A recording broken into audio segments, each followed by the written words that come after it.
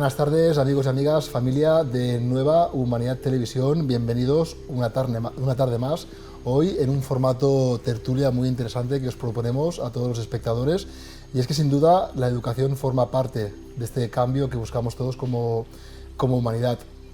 Y hoy me acompañan tres personas excelentes dentro del sector. Me acompaña por un lado Ignasi Salvatella. Ignasi, buenas tardes y bienvenido.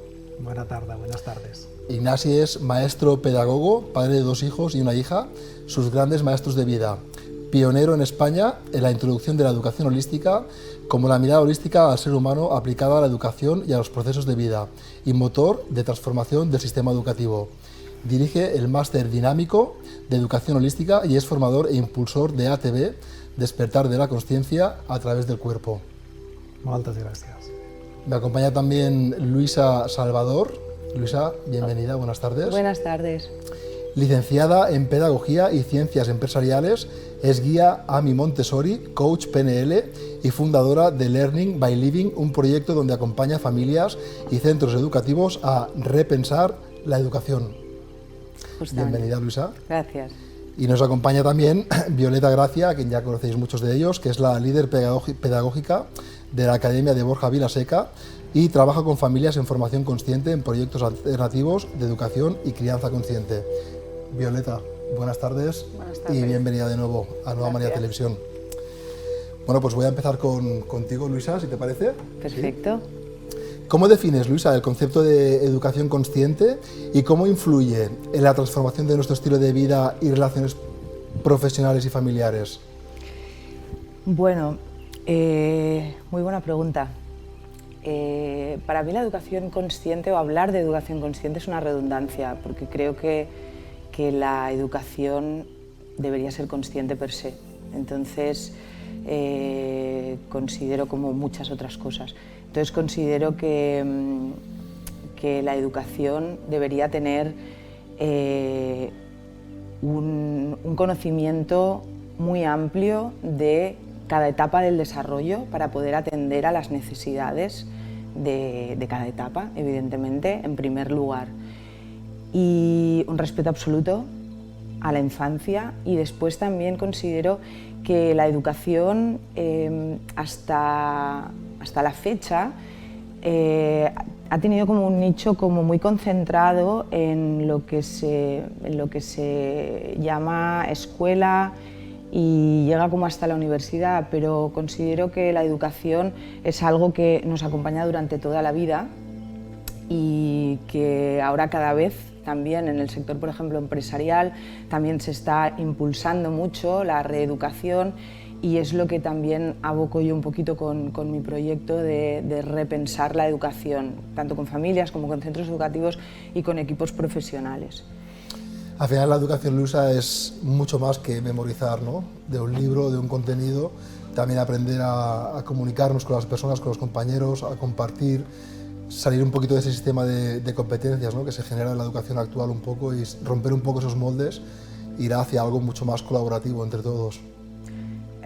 Totalmente. El tema es que también la educación se ha quedado como encapsulada en un desarrollo académico, cuando la educación o la educación consciente de la que hablas y de la que vamos a hablar compone al desarrollo integral del ser en todas sus áreas de vida. Sus áreas de vida, sus dimensiones, exactamente. Entonces, luego nos contará Ignasi Salvatella, pero el tema de, bueno, y Violeta también, el tema del desarrollo integral de cuerpo, alma, mente, ¿no? Emociones, desarrollado desde etapas infantiles, es esencial, porque nos estamos encontrando ahora con adultos que buscan, ¿no?, ese camino al autoconocimiento, pero imaginémonos cómo podría haber sido la educación si hubieran impulsado todas estas áreas, todas estas dimensiones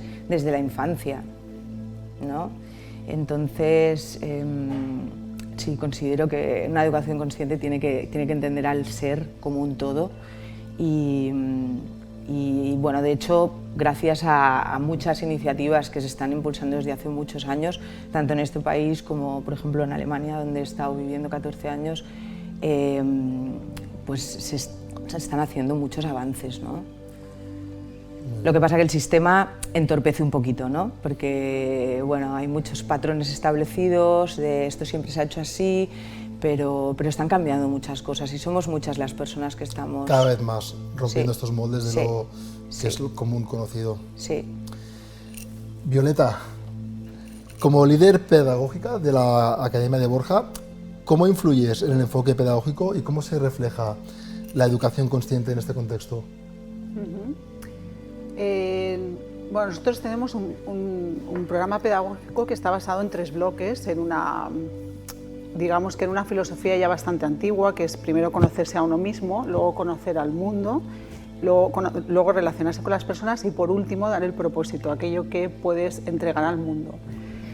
Dentro de la educación consciente, como ha dicho muy bien Luisa, hay muchas áreas, es holística, ¿no? Entonces tiene una parte emocional, tiene una parte social, tiene una parte cognitiva, obviamente es muy bueno que se desarrolle esta parte cognitiva, y luego tiene una parte física. Estas partes se desarrollan en ese itinerario pedagógico, entonces podríamos decir que es un itinerario pedagógico holístico, que tiene ya contemplado que los jóvenes cuando lleguen allí pongan como mínimo esas áreas en práctica y puedan salir con esa educación diferente y esa visión diferente del mundo. Qué bonito. Además, Violeta, tú en este caso te centras más también en los adolescentes, ¿no? Que es esa fase de la vida en la que uno está perdido entre la niñez y el querer ser uno mismo, y hay una mezcla ahí de emociones que se hace precisamente muy importante, ¿no? El tener estas bases muy bien asentadas. Ayuda mucho a los niños. En la academia estamos trabajando con jóvenes a partir de 18 a 23 años. Yo sí que por mi experiencia laboral he pasado por institutos, estoy licenciada en Ciencias Químicas, entonces he estado con adolescentes mucho tiempo, y sí que es verdad que después de la observación me doy cuenta que muchas áreas de esa educación emocional no se están dando, ¿no? Yo recuerdo que en el año 2018 entró el cambio del currículum de las competencias en secundaria, ¿no? Y fue como toda una revolución, porque había dentro del currículum, ahora me pongo un poco más en el área profesional, estaba todo el tema de la competencia personal y de ámbito social que se trabajaba en la educación emocional, ¿no? Entonces era un poco para nosotros nuevo, ¿no? Cómo integrar esta educación emocional dentro de las aulas, ¿no? Cómo hacerlo. Entonces sí que es verdad que los adolescentes se mueven entre todo. Bueno, ya sabemos, como ha dicho Luisa, es importantísimo conocer las etapas evolutivas del ser humano para poder integrar toda esa educación en el ser humano. Y como bien hemos dicho, en los adolescentes se da ese cambio hormonal grandioso, de físico hormonal, de muchas cosas, ¿no? Entonces es importantísimo tener esas áreas contempladas para poder hacer esa educación consciente, que sería desarrollar al ser humano, ¿no? Qué bueno. Ignasi, ¿cómo integras la perspectiva integral holística en el sistema educativo y cuáles son los principales beneficios que observas de los participantes? Es muy importante que encarnemos por fin lo que todos los currículums, desde que yo empecé a estudiar, dicen la formación integral de la persona. Lo que va sucediendo es que esa visión integral de la persona va evolucionando. Y en estos momentos ya tenemos bastante suerte de que el concepto emocional está aceptado, aunque no esté muy metido. Se intenta mucho, como decía Luisa, el sistema pues, se va moviendo poco a poco, pero realmente todos los maestros y maestras que yo he conocido tienen ese interés, quizá una falta de tiempo también para hacerlo. Cada vez tenemos más claro, sobre todo quien ha tenido la suerte de ir al psicólogo, donde te pregunta, ¿y tú qué sientes? ¿Y tú qué piensas? ¿Y dónde está tu interior? Y el primer día dices, wow. Aunque realmente los jóvenes y los niños lo tienen bastante más claro que los adultos actualmente, ¿no? Entonces se abren unas nuevas perspectivas de las dimensiones del ser humano. No solo es mente, cuerpo y emoción, sino que también estamos incorporando toda la visión oriental de la energía, que ya la tenemos nosotros en nuestros refranes, o cuando me voy a la montaña digo vuelvo recargado energéticamente, o sea, que en realidad ya está ahí, no está muy reconocida, a nivel conceptual, pero sí a nivel práctico, ¿no? Y esta dimensión más esencial, para no decir la palabra espiritual, que igual tiene una connotación, al menos en nuestro país, con una historia que la ha tergiversado, porque es de lo más... Una vez me encontré un concepto que decía espiritualidad laica. Entonces es como... Y por lo tanto me gusta decir esencial. Todas estas dimensiones son las que nos crean, ¿no? Y a partir de las cuales vamos creciendo. La escuela está muy centrada en el utilitarismo y el economicismo, como dice, centrada en el mundo del trabajo, como prepararnos para poder ganarnos una vida que nos ha sido regalada al nacer. Y el informe UNESCO del 2015, el de educación, que hace años que dice que tenemos que educar para el ser, desde el 79. el del 96 también, y el del 2015 lo vuelve a decir en su apartado resumen. Nos dice que si seguimos centrados en el economicismo y utilitarismo de la educación, pensada para esta área práctica de la vida y necesaria, es de cortas miras, dice así directamente, para crear un nuevo modelo de desarrollo humano. Y dice que una visión humanista y holística es la que nos va a abrir las puertas a un espacio de nuevo desarrollo humano. Había alguien que decía, y ese alguien era Howard Gardner, de las inteligencias múltiples, dice, no dudo que nuestros líderes políticos las tengan todas y el mundo no por eso va mejor.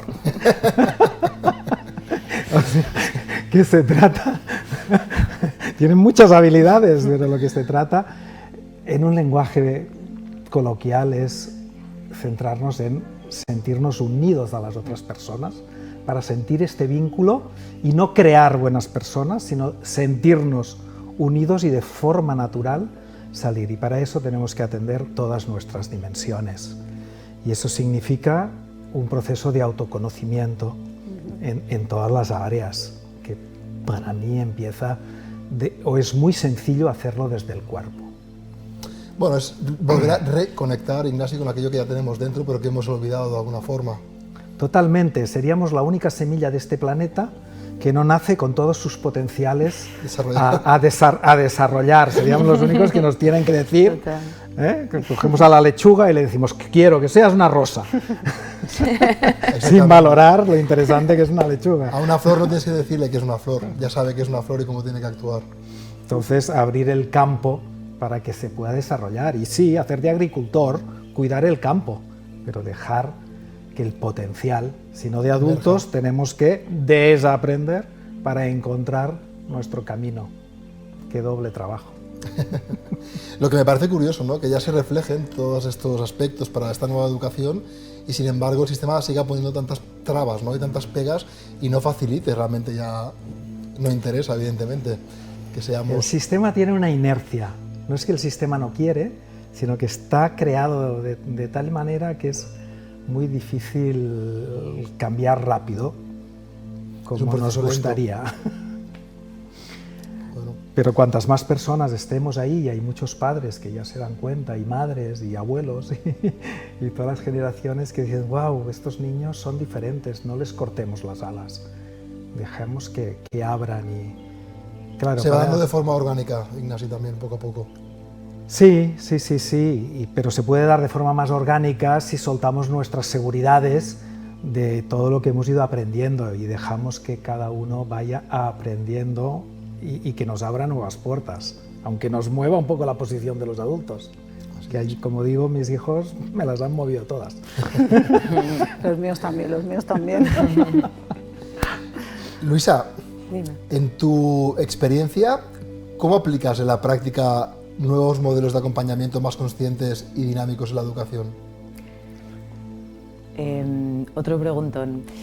Considero que no son nuevos los métodos que utilizamos. El otro día lo hablábamos en una formación que estoy dando me hace mucha gracia ver las nuevas tendencias en educación, o llamadas nuevas tendencias en educación, que hablan de the 4 C's of the 21st century, ¿no? Las 4 C's del siglo XXI, pensamiento crítico, comunicación, colaboración, creatividad, como el no va más, ¿no?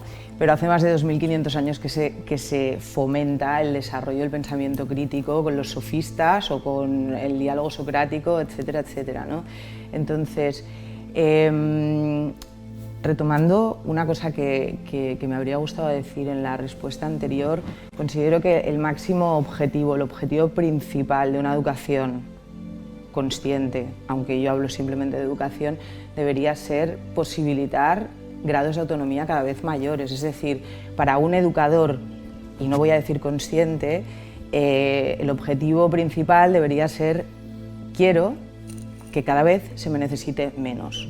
Porque con la educación, yo tengo una definición que es que con la educación tú alejas al ser de ti, lo haces autónomo para que él pueda llevar su propia vida. Entonces, yo llevo unos 12, 14 años en el mundo de la educación, he estado en diferentes etapas y entonces llevo 12 o 14 años activamente en la educación, tengo 35 años de experiencia en la educación, porque siempre lo digo así, despreciamos el tiempo que hemos estado nosotros recibiendo pasivamente, y esas experiencias son súper valiosas cuando en un momento dado, en la edad adulta, decides dedicarte a ella, ¿no? Entonces, ¿qué métodos utilizo? Pues cada vez utilizo más el diálogo, preguntar, no dar por hecho, y utilizo cada vez más una combinación entre diferentes roles, es decir, ser un poco instructor, pero también facilitar, dinamizar, acompañar, acompasar, como dice Roberto Aguado, que me gusta mucho, el acompañar es como, a veces es como, se coge una posición como muy de humildad sobre, hay una vertiente educativa que es como, hay que acompañar al niño, hay que, evidentemente, no lo dudo, pero a veces también hay que acompasar, es muy importante establecer límites, porque estamos viendo los efectos de una educación sin límites, ¿no? Y de una educación anarquista total, de el niño sabe, el niño tiene que por una parte es verdad, pero también necesita de nuestro compás, ¿no? Y me gusta mucho también, yo estoy formada en Montessori, considero que es una metodología o una mirada súper potente, que por desgracia se ha quedado en lo que dijo María Montessori. Ella murió en el año 52 y desde el 1907, que abrió la primera casa de niños en el barrio de San Lorenzo, en Roma, la pedagogía Montessori desde entonces no ha evolucionado. O sea, la parte tecnológica por ejemplo, o la parte emocional, no diría que brilla por su ausencia, porque no es verdad, pero se puede desarrollar mucho más. Y considero de esa pedagogía súper importante la potencia y el efecto de tener un ambiente preparado también, porque así se puede ofrecer un aprendizaje diversificado. Y metodologías que he utilizado yo, sobre todo con un ambiente preparado, o sea, el entorno, el impacto en el proceso de desarrollo de un ser del entorno que haya de aprendizaje es, bueno, hay neuroarquitectura, lo dicen muchísimas investigaciones y es súper importante. Entonces considero esto, y luego también, y con esto finalizo, la importancia en todo centro educativo, cualquier página web de centros educativos que puedas ver, vas a ver. Nosotros ponemos al niño en el centro de su propio aprendizaje, el niño como protagonista de su proceso, pero no se llega a conseguir. ¿Por qué? Porque en la mayoría de centros educativos hay sistemas de evaluación todavía pasivos, en los que el niño, el estudiante, lleva a cabo una tarea X, ya sea escrita, oral o material, y la da a un tutor, mentor, profesor para que la corrija. Pero él no tiene ningún papel en ese proceso de evaluación. Entonces, lo que yo también he desarrollado es desde hace, pues, diría que 8 años, porque los primeros años estuve en infantil y considero que en infantil se puede dejar a los niños bastante más tranquilos.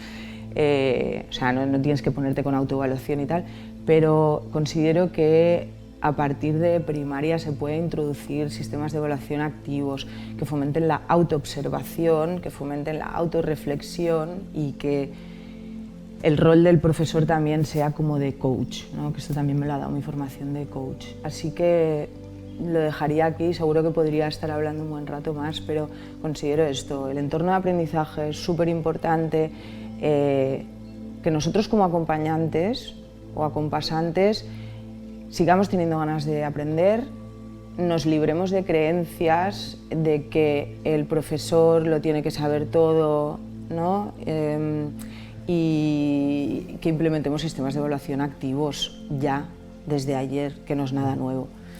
Así que... Me gusta mucho la palabra maestriz, ¿no? Porque al final todos somos maestros y todos somos aprendices. Qué bueno.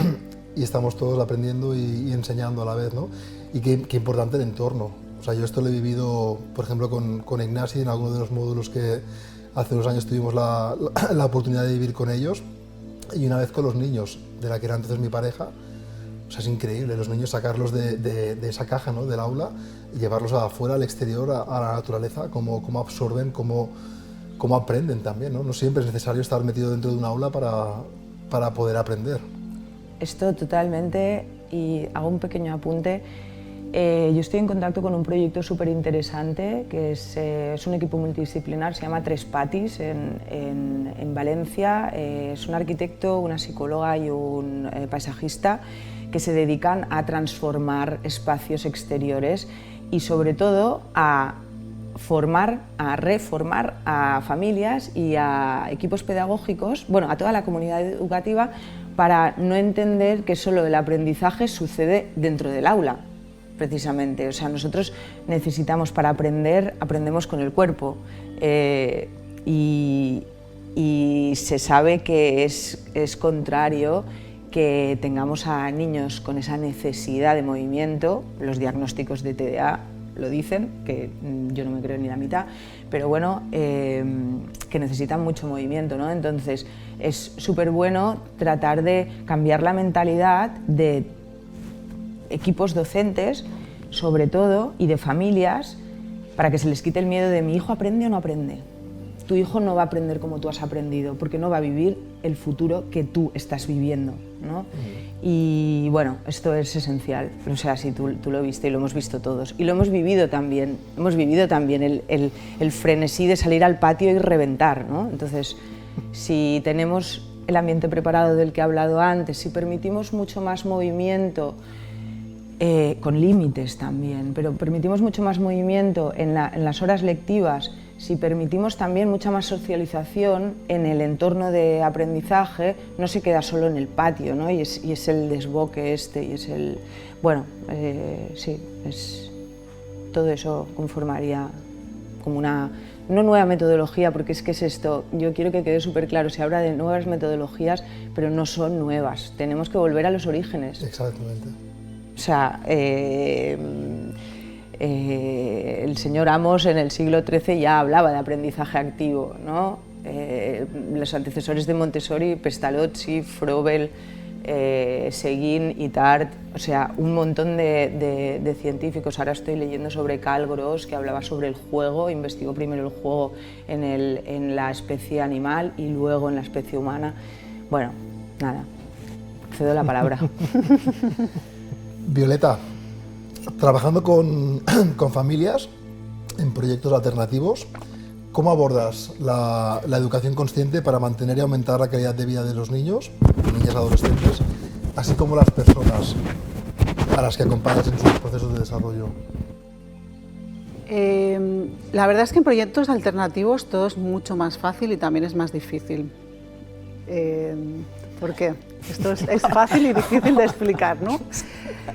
A ver, yo llevo muchos años en el mundo educativo, como ya he dicho, también estoy en la academia, pero ahora mi decisión, desde que soy madre, tengo un niño de 4 y otro de una niña de 8, fue dedicarme a las familias. ¿Y por qué? Porque para mí la educación empieza en casa, o sea, la base está en casa. Muchas veces ponemos la responsabilidad fuera, que está muy bien, y que el sistema y el proyecto donde tú acompañes y lleves a tu hijo haga el match con tus valores, con lo que tú estás viviendo en casa, eso sería lo genial, ¿no? ¿Qué pasa en proyectos alternativos? Pues que existen estos espacios, ¿no?, que comenta Luisa, que dice Ignasi, de darse la curiosidad, ¿no?, experimentar en la naturaleza, vivir, ¿no?, porque al final nosotros venimos de ahí, no venimos de estar en un cemento, ¿no?, encerrados todo el día, ¿no?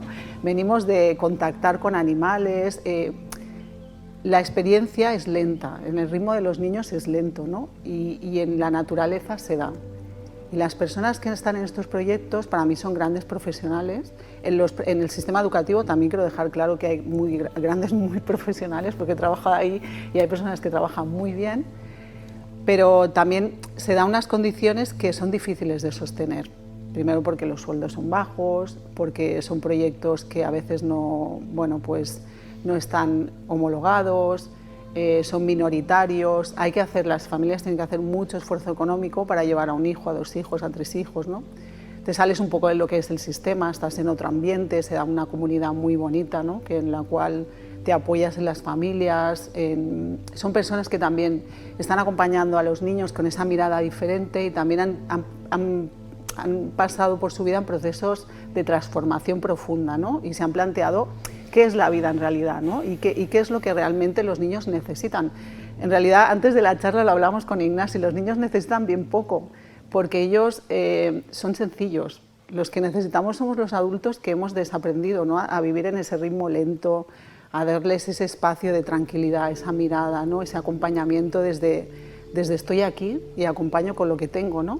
Me conozco a mí y entonces puedo acompañar eso, ¿no? Como yo muchas veces digo, ¿cómo puedo acompañar? Yo en las aulas también me lo preguntaba, ¿no? ¿Cómo puedo acompañar a jóvenes o adolescentes si yo todavía no he pasado por un proceso de duelo o por un proceso? No es difícil, ¿no?, a veces desde esa mirada hacerlo, ¿no? Entonces ellos necesitan bien poco y mi propuesta es en las familias, porque creo que se necesita sostén y se necesita mucho apoyo, ¿no? Venimos de un modelo de familia sobreprotector, autoritario, negligente, pero venimos ahora a un nuevo proyecto y un nuevo modelo de familia consciente. ¿Qué es eso? Nadie nos lo ha explicado a las madres. No sabemos. Yo di la teta a mis hijos y mi madre no me la dio a mí, no sabía cómo transmitirme ese valor. Mi abuela sí que lo había hecho, porque volvemos a los orígenes, ¿no? Entonces yo me planteo allí y parece que todo, al principio, yo he tenido un choque de realidad muy bestia, ¿no? Al principio, ostras, no quiero hacer lo que hicieron mis padres conmigo porque pretendo hacerlo de manera mejor, cagada, perdón, porque es de manera diferente, ellos honrando a mi padre y a mi madre que lo hicieron de la mejor manera, ¿no? Pero intuitivamente yo conecto con algo que me dice que tiene que ser diferente, que no puede ser así, que tiene que ser diferente el mundo educativo y lo que yo le ofrezco a mi familia y a mis hijos, ¿no? No puedo estar ofreciendo una vida de estrés que no siento que es natural. Entonces, en estos proyectos yo apuesto por la sostenibilidad de las familias, ¿no? Acompañar a eso que es a veces difícil, ¿no? Y que nadie nos ha explicado que hay que poner unos buenos límites cuidados, evidentemente, que todo es mucho más sencillo, que al final es estar ahí con ellos, acompañando los procesos de aprendizaje que se dan, incluso en momentos de salir a la naturaleza en familia, y el aprendizaje se da, porque ellos tienen esa curiosidad si no la matamos los adultos, y ellos siguen aprendiendo, ¿no? Y se da, todo se da en la vida. Está bien que aclares también este concepto, Violeta, porque a veces se confunde, ¿no?, la libertad de una educación libre o consciente a que el niño o el adolescente haga lo que le dé la gana, ¿no? Y es muy importante lo que tú comentas, el saber poner límites, pero ¿desde dónde los pongo? Claro, ahí forma parte fundamental la familia, los padres. También hay que reeducar a esos padres también para que sepan cómo poner los límites, en este caso a los niños. Venimos de unos límites autoritarios donde capaban, y eso tampoco es un límite, ¿no? Porque al final te están diciendo que que lo que tú haces no está bien, ¿no? Y al final el límite es necesario en los niños y en mí también a veces es necesario. Yo tengo mi límite, que es mi cuerpo, ¿no? Y ahí es donde yo pongo mi espacio, ¿no? Hasta aquí, hasta donde están las personas, hasta donde llego, ¿no? Y es un límite corporal que yo lo necesito. Y yo a mis hijos les digo, ¿no? Hay que saber decir cuándo no, poner el límite corporal, y también yo les pongo límites y les digo, para cuidaros, ¿no? Si yo, por ejemplo, vamos a la montaña y los dejo escampar, les digo, si no te veo, no te puedo cuidar, porque no te estoy viendo, entonces yo no sé dónde estás, ¿no? Entonces, simplemente con poner límites cuidados, que tenemos que reaprender, ¿no? Y aprender a poner esos límites, ellos lo entienden perfectamente. No hace falta entrar ni en la discusión, ni el por qué yo lo digo es así, ¿no? Y con adolescencia también, ¿no? Yo en la adolescencia, cuando entraba en las aulas, también lo hacía así, ¿no? Al final, a veces tengo que decir que me he sentido un poco rara, ¿no? En las aulas, la manera de gestionarlas. Pero la verdad es que yo entraba a grupos clase que a veces eran difíciles y no tenía ningún problema, porque cuando tú pones un límite desde el amor, y es así, desde te lo estoy haciendo porque te estoy ayudando. A lo mejor el adolescente entra, ¿no?, en controversia, ostras, es su manera de ser, está en esa etapa evolutiva, lo sé que vas a entrar ahí, ¿no?, ya lo sé. Pero desde esa mirada, el límite es muy fácil. Estoy y recogiendo un poquito lo que comentaba Luisa, ¿no?, de ese proceso que ella hizo también, ¿no?, como maestra, de verse ella también como alumna. Eso también te ayuda, ¿no? Yo reconozco, por ejemplo, que yo fui un alumno muy rebelde, ¿no? De los buenos, ¿no? De los cabritos, sí. O sea, pero me encontraba que cuando la maestra o el maestro que tenía delante sabía estar en su sitio y sabía poner esos límites de esa forma, todo surgía de forma natural, ¿no? En cambio, cuando te lo querían imponer, ahí aún surgía más, esa rebeldía aún se multiplicaba, ¿no? Y al final veo que todo se resume siempre al final en volver un poco al origen. Nos hemos empeñado, creo, en complicarlo todo en la vida, ¿no? Exacto, sí. Porque yo veo que la simplicidad es clave, ¿no?, en la educación. He visto a muchos adolescentes con ataques de ansiedad delante de la selectividad, ¿no?, cuando llegaba a bachillerato con esa presión de currículum, y hasta yo misma, como profe, sentía esa presión, ¿no?, con el currículum, que decías, ¿es necesario todo esto? O sea, al final es... Bueno, supongo que te vas dando con ese proceso de aprendizaje, ¿no? Tú misma estás abriéndote y estás viendo, ¿no? Entonces, bueno, yo creo que es importante el poder tener como esa claridad, ¿no?, en lo que es necesario o no. Y estamos en un momento también muy bonito educativo, que hay una transformación, hay muchos diálogos, hay muchos discursos de cómo hacerlo, y hay muchas personas ya que piensan de manera diferente, ¿no? Entonces yo creo que también aprovechar este momento educativo para poder ver estas visiones diferentes y también acompañar pues todo lo que es la educación, ¿no? Son familias, son niños, son equipos directivos, son profes, son claustros, o sea, es mucho lo que hay que mover, ¿no? Como decía Ignasi, es mucho, ¿no? La rueda ya gira desde hace muchos años y esa rueda no es fácil, ¿no?, romperla, es como, ahí está el secreto, ¿no? Pero bueno, yo creo que para mí siempre es dar el ejemplo, es algo interior mío, ¿no? Yo voy haciendo lo que yo creo que puedo hacer desde mi humildad, y ahí quien quiera sumarse se suma, ¿no? Y es que es así, porque al final un sistema es tan grande que yo el Everest lo subiría, pero tendría que ir haciendo poco a poco, ¿no? Y tendría que ir poco a poco para poder escalarlo, ¿no? Entonces, bueno, sumando todas estas fuerzas, ¿no?, que vamos sumando, yo creo que desde ahí, y yo veo que también los niños suben de otra manera diferente, por lo que observo. Sí. O sea, los veo como son mucho más inteligentes emocionalmente, y los veo como curiosos y cuestionan preguntas, ¿no? Y se plantean cosas que yo con 15 años no me las planteaba, ¿no?, estas preguntas. Y te dicen, si tú estás escuchando y observando, bueno, aprendes una barbaridad. Cada vez me enseña muchísimo. A edades más tempranas. Yo tengo dos sobrinas, una de 3 añitos va a cumplir y otra de 9, y bueno, es increíble, ¿no?, la personalidad que ya muestran desde pequeñitos, también cuando les dejas ser ellos mismos, ¿no? El otro día, voy a contar una anécdota porque me hizo mucha gracia, fui a buscar a mi sobrina de 2 añitos, la fui a buscar a la guardería, y su madre había puesto unos zapatos que a ella no le gustaban. Entonces ella, cuando salen de clase, todos los niños tienen los zapatos fuera. Claro, yo no sabía cuáles eran los suyos, pues ella fue a coger los de su amiga, los que le gustaban a ella.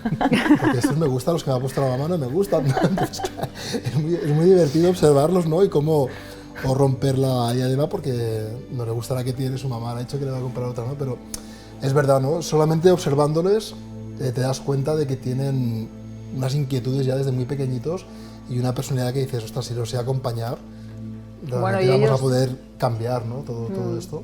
Quería aportar simplemente una cosa más, que ellos tienen la capacidad de resolver también muchos conflictos, ¿no? Y muchas cosas que se dan, que si tú les preguntas, en realidad, ¿ellos qué necesitan? Pues lo mismo que nosotros necesitamos desde adultos, ser vistos, ser validados, ¿no?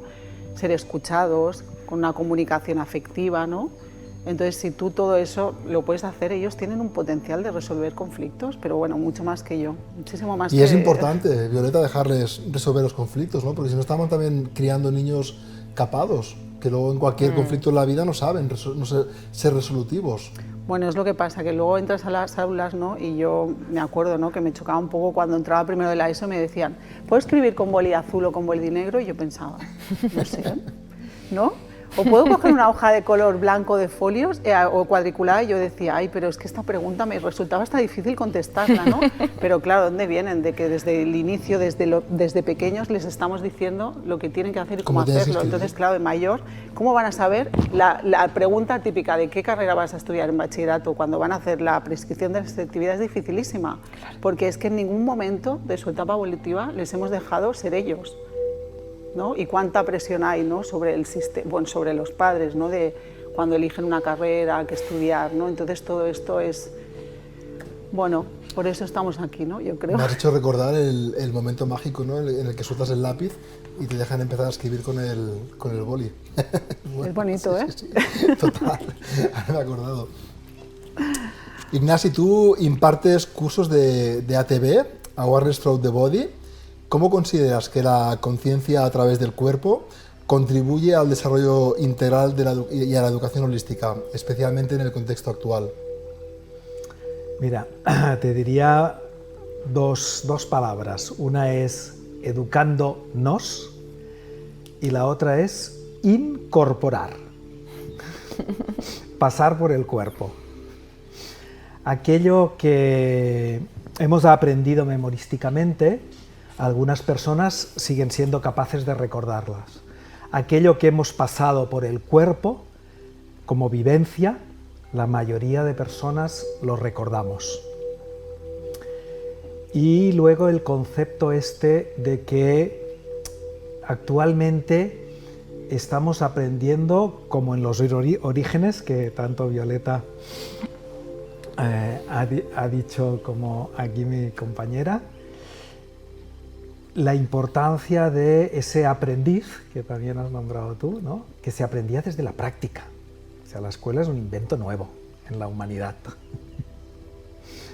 Cuando tomamos esa vivencia, la estamos realizando a través del cuerpo, porque en el cuerpo están las sinapsis, ¿vale?, lo mental, están las reacciones bioquímicas, lo emocional, está materia y energía, que es lo mismo, ya Einstein nos lo marcó, y por lo tanto este cuerpo es el que recibe todo.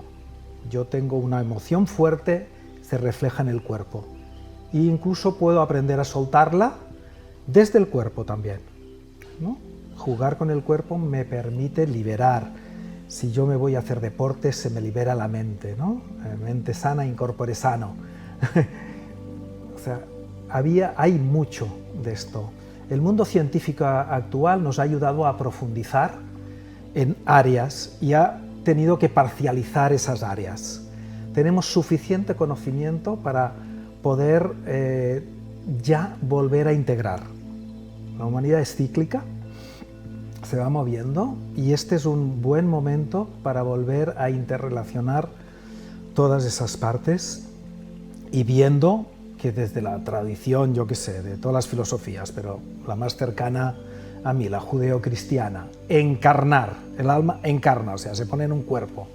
Desde, bueno, no me alargo, desde muchos es como que estamos en la materia, ¿no? Somos ángeles caídos, no sé qué, o sea. Por lo tanto, el cuerpo es muy importante. Entonces, conocernos a través del cuerpo es una manera sencilla. Poner atención es algo que damos por supuesto, que todo el mundo sabe que es poner atención. Y mi experiencia cuando era pequeñito es que cuanto más te pedían atención, más rígido te colocabas, más quieto estabas. Pon atención. Y yo, ¿qué tengo que hacer más? No muevo ni los ojos. Cuando poner atención, precisamente en Awareness Through the Body, que se ha traducido, awareness es darse cuenta de las sensaciones de tu cuerpo, que están en tu cuerpo cuando estás prestando atención, cuando estás tomando atención, cuando estás cediendo atención, cuando estás ampliando atención, cuando la tienes dividida entre Luisa, Violeta, tú. Todas esas, hay unas referencias sensoriales que si las observas se pueden quedar como memorias sensoriales, y cuando tienes esa memoria tú la puedes traer y usarla a tu favor. Y no solo estoy hablando de cuestiones físicas, estoy hablando de cuando pones tu atención en tu mental o en tu emocional, también va acompañado. En todas las dimensiones va acompañado de una sensación física, real, mucho más real, no tan sutil, mucho más fácil de registrar y de acompañar. Entonces, todo este trabajo, que para mí es muy necesario, creo que es necesario aprender el ABC de la atención, porque una atención relajada y sostenida en el tiempo te lleva a la concentración. La concentración no se hace desde el esfuerzo. Las técnicas de estudios nos dicen cada 50 minutos descansar 10 minutos. Yo tengo la anécdota con uno de mis hijos, que es muy activo, puede atender a 25 cosas a la vez, yo me mareo solo, aunque también soy muy multiactivo, pero él puede estar, a él dale un grupo de 150 y sabe dónde están todos. Y le digo esa frase y me dice, mira, que no eres mi padre tú. Mi tema es aguantar más de 10 minutos en concentración, ¿no? Y luego vino a uno de estos cursos y dije, wow, esto es lo que necesito. Entender que puedo entrenarlo. Puedo entrenarlo porque tengo sensaciones físicas. Y estamos muy acostumbrados a entrenar las sensaciones físicas. Entonces es muy sencillo. Hay otras maneras, y cada uno tiene que sentir la suya. Eso es muy importante. Pero la del cuerpo para mí es muy sencilla, o como mínimo para mí ha sido la gran salvación. Que por eso he entrado, ¿no? En mi crisis empecé a conocer esto y ahí fui profundizando porque es que me iba bien y me daba paz interior, ¿no? Antes hablábamos de los beneficios. Y paz interior no es un concepto, es un estado de tranquilidad donde te puedes mirar lo que no te sienta bien y lo que te sienta bien. Y te lo puedes mirar con esta atención que por lo tanto estás observando, porque si pones atención y estás tomando distancia, cuando usas la atención conscientemente, estás poniendo distancia a lo que te sucede. Y entonces toma total sentido la frase de que no eres lo que te sucede, porque lo estás viendo. Si lo estás viendo, tú ya estás viendo tu experiencia y puedes decidir sobre ella. Y entonces, ¿quién lo está viendo? El observador, pero ¿quién está manejando al observador? Y ahí vas a esa parte esencial que decíamos.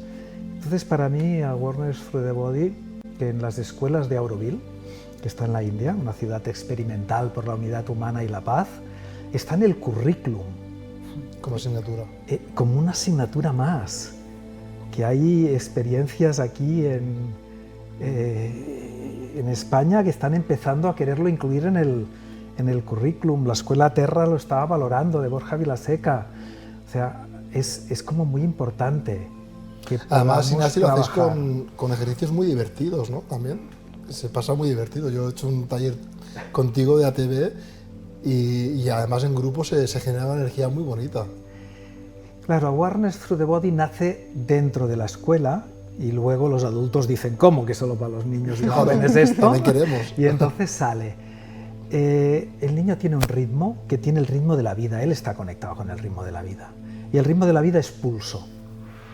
Y miremos la respiración o el corazón, contracción y expansión.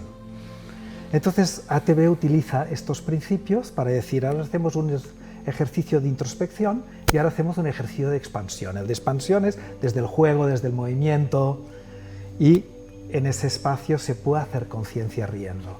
Educándonos con conciencia es abrir el espacio para que todo lo que nos sucede, desde la risa a la tristeza, esté dentro del espacio. Y cuando te lo puedes mirar desde el humor y con amor, entonces tú entras en un estado de bienestar, o al menos la mayoría de las veces, donde puedes mirarte la vida tal como también se dice, ¿no? El 10% es lo que sucede, el 90% es como lo interpretas. Si tú puedes mirarlo con esa perspectiva, de mirarlo amablemente y mirarlo con una cierta perspectiva para que puedas incluso reírte de una dificultad, para que luego se convierta en oportunidad, pues estás mucho más en pausa, tranquilo y relajado. Sereno. Sereno. Vamos a por la última ronda de preguntas, que se nos acaba el tiempo. Genial. Luisa, ¿cuál es tu enfoque en la educación bidireccional para el desarrollo de las personas y cómo impacta esto en la sociedad? Educación bidireccional para el desarrollo de las personas. Considero que es el proceso natural de la educación y debería ser entendido así por ambas partes. El problema es que es entendido desde una actividad, el adulto trabaja y el niño sigue órdenes, pero estamos virando a entenderlo, porque cada vez hay más personas concienciadas, a lo que yo digo, el aprenderme acompañando a aprender, ¿no? Acompañarte en tu experiencia y me aprendo en la mía. En cambiar la verticalidad a una horizontalidad, a un aprendo contigo y de ti, desde un lado y desde el otro, ¿no? O sea, estoy haciendo un guión como recíproco. Lo he comentado antes, ¿no? Y lo digo así, los niños no son los únicos que van a la escuela a aprender, los estudiantes no son los únicos que van a la universidad a aprender, los profesores y los acompañantes deberían tener también este espíritu de maestría, como has dicho antes, ¿no? Que me ha gustado mucho, de seguir aprendiendo, de que no... Sí, tú eres el referente y es muy importante también tener esto, ¿no? Porque hay horizontalidad, pero tú eres el referente. Como ha dicho Violeta, ¿no? El ejemplo es la manera. Entonces, es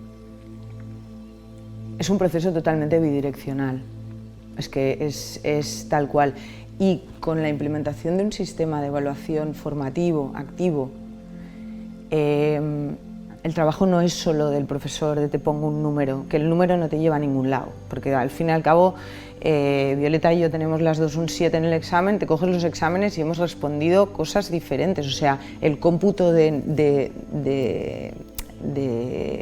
tiene ella o que tengo yo nos lleva a un estado del aprendizaje, del desarrollo diferente, porque ella ha contestado la pregunta 3 mal, yo bien, ¿sabes lo que te quiero decir? O sea, las dos tenemos un 7, ¿no? Entonces, la pregunta era un poquito larga, me he quedado en el primer tramo y el segundo me gustaría retomarlo. Sí, ¿cómo impacta en la sociedad?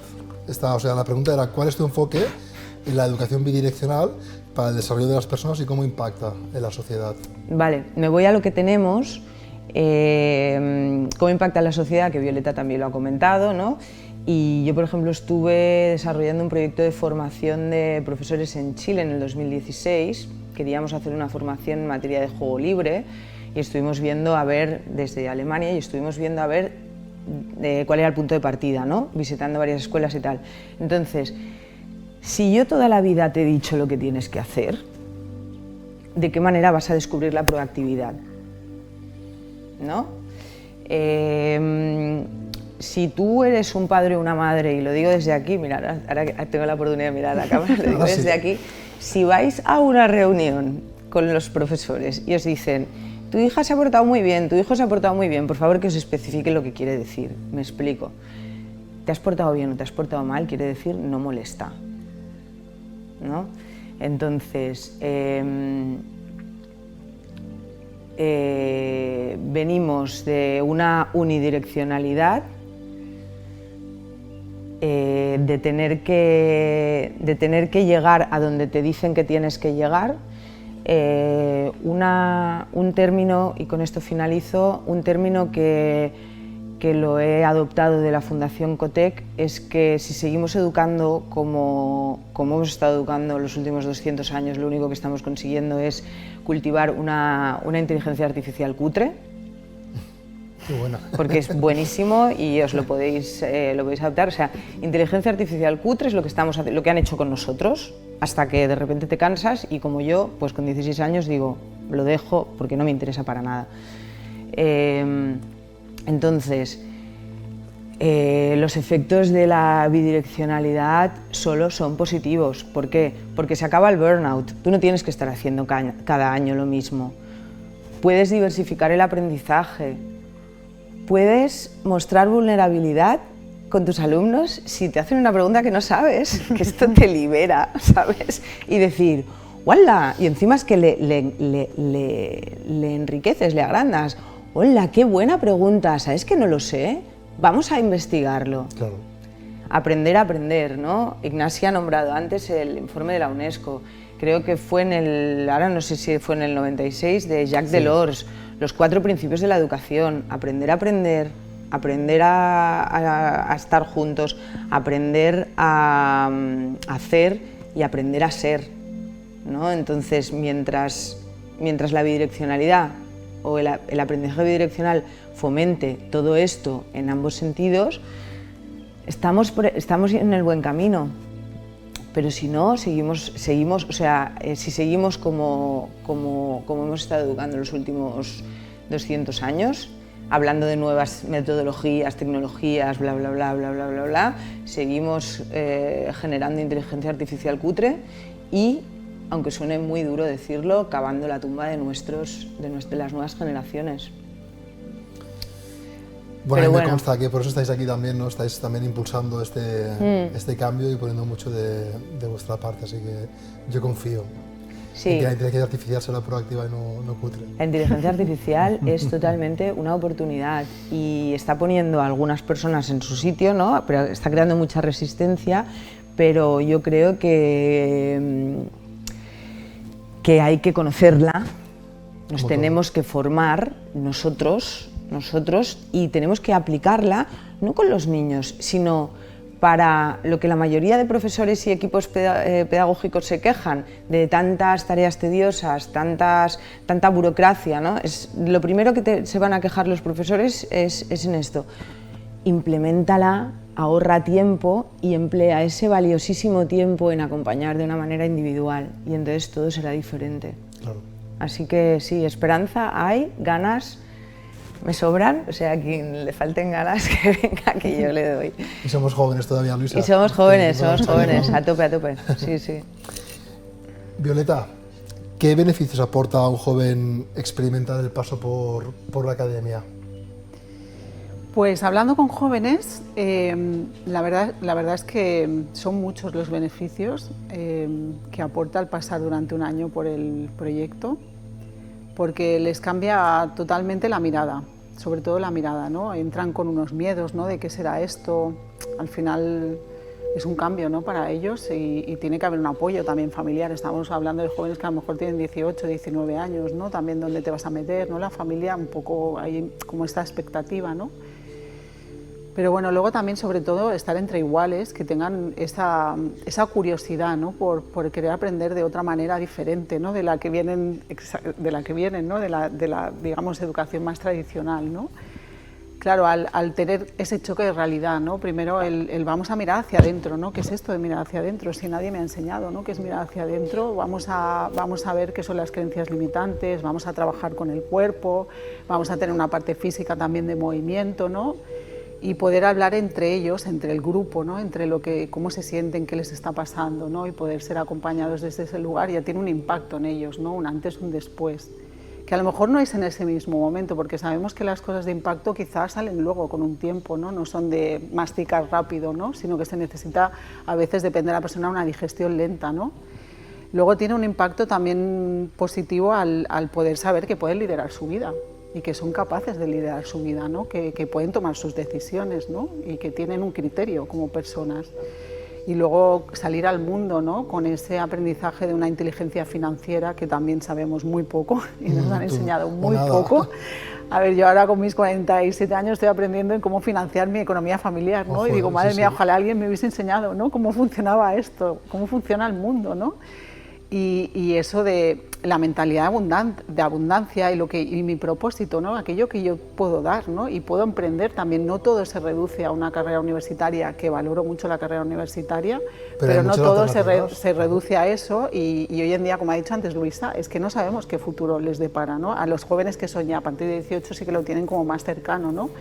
Pero es que hay nuevos trabajos que aparentemente, ¿quién nos iba a decir nosotros que era un community manager o muchos trabajos que se dan ahora que no existían, ¿no? Cuando nosotros estudiamos era la típica carrera y no había como mucha opción, ¿no? Te ibas a trabajar también, ¿no? Entonces, claro, les abre ya de entrada la posibilidad de otro mundo y ellos se van con un antes y un después. Y siempre dicen, el año pasado cambiamos todo el itinerario pedagógico, lo renovamos, y tuve la oportunidad de contactar con muchos jóvenes de todo el mundo y ellos me decían, al final la academia es como cuando tú te sientes un poco en las sombras, empiezan a entrar como rayitos de luz y empiezas a entrar en la luz, ¿no? Es como esa metáfora simple que ellos hacían, ¿no? de las tinieblas a la luz. Entonces para ellos ese paso ya es un antes y un después en su vida. Aquí tuvimos la oportunidad con la entrevista que hicisteis con Francisco de una alumna que está cursando y una exalumna que ya había pasado también por la academia y conocer su testimonio de primera mano.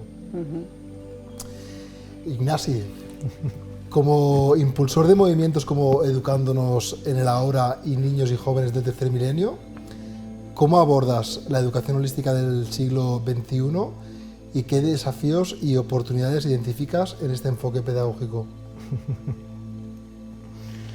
Mira, te le voy a relatar con la frase que al terminar el Congreso de Niños y Jóvenes del Tercer Milenio, una mujer subió al escenario, vino a saludarme y me dijo, pensé que venía, esto era el 2009, pensé que venía a un congreso de niños especiales y salgo sabiendo que todos somos especiales. Eso fue impresionante. Fue un impulso muy grande y lo único que habíamos hecho era ofrecernos. Ofrecer aquello que sabíamos. Ya no van a aprender de lo que les enseñemos porque ya hemos dicho que todo su potencial está en el interior. Son tres grandes patas. Una es la sistémica, que Violeta pues trabaja tanto con ella. Agradecer todo nuestro origen y todos los pasos que la humanidad ha hecho que nos trajeran por aquí, hasta aquí, duros o no. Sin ellos no estaríamos hoy aquí. Agradecer nuestra capacidad de creatividad, redactándola como decía un profesor de la Universidad de Barcelona, Saturnino de la Torre, que decía, crea en ti vida o crea tu vida. Esto es creatividad. Le llamaba la creatividad cuántica. Esa capacidad de que el observador modifica la realidad. Y por lo tanto, la tercera y la central es el presente, donde educamos desde el modelo que somos, desde la honestidad. El acto de amor, de dejar mis preocupaciones fuera del aula y entrar en esa aula que debería ser la naturaleza, como ya bien han dicho mis compañeras. Es el espacio mucho más grande. Si estamos en una olla a presión, pues se da lo que se da en la olla a presión, ¿no? Ese modelo de estoy triste y genero empatía con las personas que están ahí, pongamos que son los niños y jóvenes, las niñas que están en ese espacio, le estoy dando que puedo estar triste en esta vida, porque ellos nos sienten. Y entonces en ese instante nos consideran falsos. Mi sonrisa para ellos es falsa. Yo soy un hipócrita, decía mi hija. No me estás diciendo, no lo decía así tan claro, pero pero lo decía desde este aspecto, no me estás comunicando, no estoy comunicando contigo. Y entonces se enfadaba y estaba ahí porque ellos están ahí para mostrarnos lo que no estaba encarnarnos. Y por ahí luego ya el segundo gran congreso con Claudio Naranjo que organizamos, que era Educándonos en el Ahora, transformando un poco el título de su propio libro, que era Cambiar la educación para cambiar el mundo. O redefinimos educación, como decía Luisa, y es toda la vida, por lo tanto estamos los adultos incluidos, y entonces sí, que si cambiamos todos, cambia el mundo, y no dejarle la responsabilidad a las nuevas generaciones,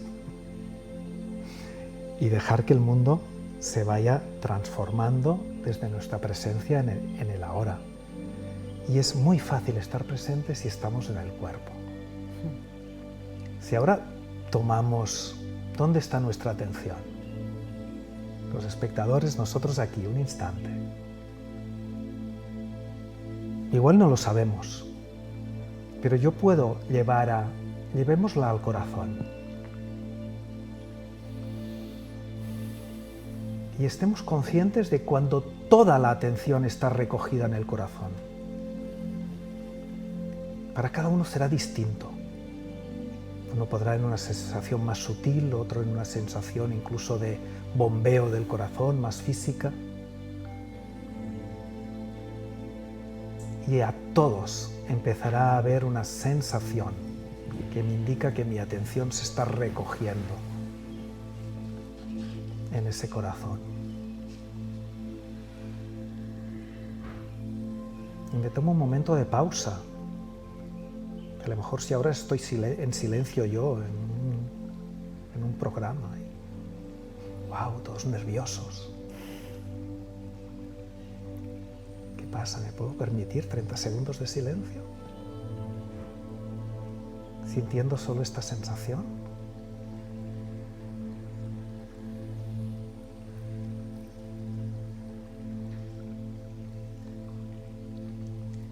Y si me invito a mi atención a ir detrás del corazón, a un lugar que para mí sea esencial en este instante.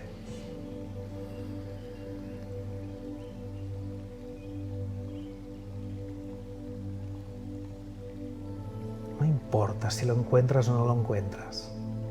¿Cómo son tus sensaciones en el cuerpo ahora? ¿Han cambiado? ¿Es la misma?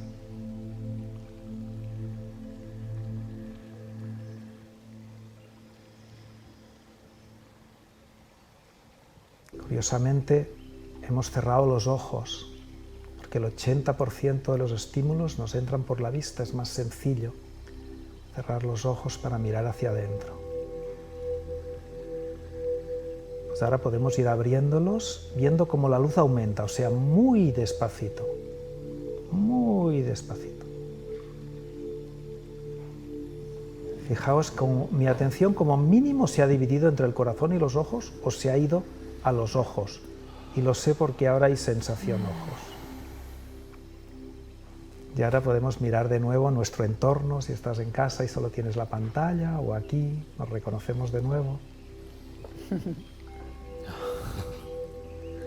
La presencia, el ahora, este instante, es el que nos une. Cuando estamos en la diferencia, entra el miedo, estamos en la pedagogía de la carencia durante todos estos siglos, no hay suficientes recursos, tengo que competir. O en la pedagogía de la abundancia o del sí, que me gusta llamarle, la pedagogía del sí soy, sí tengo. Y siento que tú me complementas, porque no somos distintos. Somos semillas en evolución de conciencia, y cuanto más nos acompañamos, más fuerza tenemos, al contrario de cuando nos tenemos que colocar en la rabia y en la diferencia. Oh, qué bonito, Ignasi. Gracias. Tal cual. Gracias. Violeta, Luisa, Ignasi, gracias de corazón, de todo el equipo, de parte de Nueva Humanidad también, porque al final yo siempre digo que hay trabajos que son de pasión, ¿no? de hacerlos desde el corazón. Todos deberíamos trabajar en algo que nos mueva, ¿no? Y que podamos ayudar a los demás, pero evidentemente hay trabajos como la medicina, la educación, que es fundamental para mí, ¿no? Que las personas que estén desarrollando esa labor tengan esta conexión, y yo pues me siento muy agradecido de haber podido compartir con vosotros este espacio y de ver que hay esperanza de que esto va a cambiar y lo vamos a impulsar entre todos. Así que gracias a los tres, de verdad. Gracias, Alex, a vosotros. Un placer. Y nosotros, familia, se nos ha acabado el tiempo. Yo hubiera seguido aquí una hora más compartiendo con ellos, pero tenemos que dejarlo aquí. Darle like al vídeo, que estos mensajes tienen que llegar a muchísima gente, y gracias a todos por estar. Hasta la próxima.